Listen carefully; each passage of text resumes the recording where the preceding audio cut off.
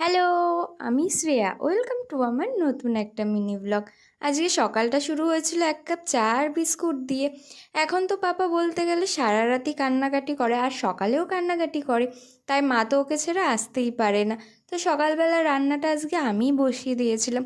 প্রথমেই তো চাল ধুয়ে বসিয়ে দিলাম ভাত, আর তারপরে ঘোষ চলে এসেছিলো, তাই আমি চলে গেছিলাম দুধ আনতে।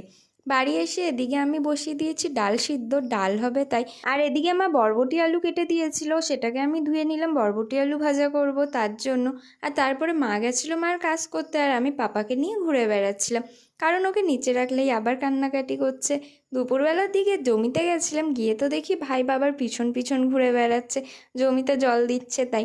তারপরে এসে আমাকে বলছে কি, দিদি কদবেল মাখা কর, কদবেল মাখা খাবো, তাই আমি বসে গেছিলাম কদবেল মাখা করতে ওরা আর আমার জন্য। তারপরে দুপুরবেলার দিকে মা বলল চা খাবে, তো আমার আর মার জন্য করে নিলাম চা।